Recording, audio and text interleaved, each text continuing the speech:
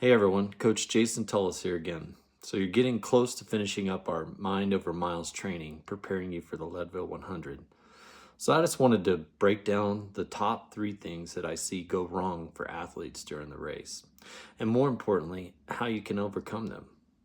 So the number one thing that I see is athletes starting too fast. It's easy to get caught up in the adrenaline of the start. You'll have over 1,000 riders around you, and every one of them has their own goal.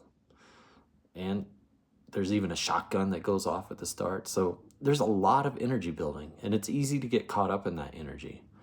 I see many riders starting too fast, too soon, and this type of start has impacts later in the race. Leadville's about being steady and racing your race at your pace to get your best result. Athletes can blow themselves up easily by riding someone else's pace or getting caught up into that adrenaline, especially with one of the steepest sections of climbing being your first obstacle at St. Kevin's. You need to know your effort zones and trust your pacing plan. Ride with patience, and I always remind riders that if you find yourself not able to say a few words while you're riding, you need to consider your pace and remind yourself to slow just a bit. The race really begins at the basic Columbine.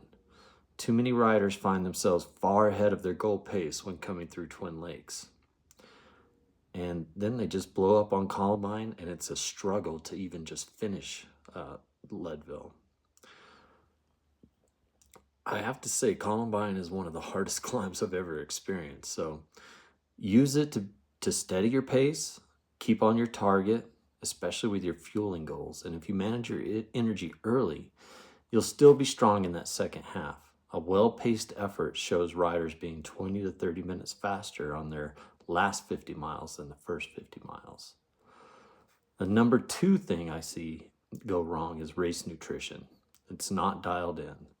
Leadville is a long day, and it's a long day at altitude. And if your nutrition plan isn't tested and ready, it will fall apart. I see ample athletes crumpled on the side of Powerline Climb every year with stomach cramps about mile 80. So practice your fueling strategy during long rides, aiming for 60 to 90 grams of carbs an hour and consistent hydration of 20 to 25 ounces per hour.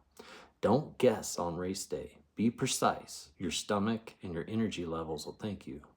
I suggest you practice this fueling plan on every ride over 3 hours in your prep. And the number 3 thing, which maybe gets overlooked a lot, is bike handling and efficiency. Leadville may not be the most technical course, but mountain bike skills still matter. I'm talking about staying smooth on the descents, being relaxed in the chunky terrain, and riding efficiently in a group. Descending smoothly on Columbine and the Powerline descents will save you a lot of energy.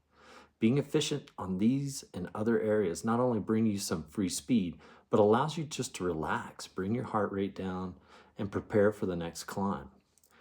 There are some areas with chunky terrain as well. The top of Columbine is very chunky, and parts of St. Kevin's climb and descent has some rocky sections as well. Pre-riding these areas is best, and if that's not possible, aim to practice somewhere locally so that you're comfortable riding in this type of terrain, and also just being comfortable riding the terrain around other people. Comfort around other riders is an important thing to practice. There will be close to 2,000 riders on course, and you will start around several hundred in your respective corrals. It can be hard to practice this, but I encourage you to ride around other riders at any opportunity that comes up.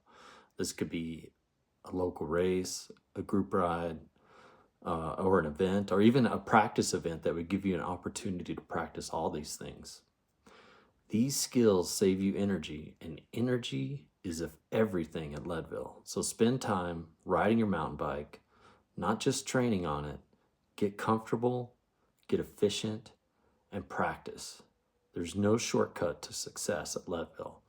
But if you start smart, fuel right, and ride with skill, you're setting yourself up for a strong, confident finish.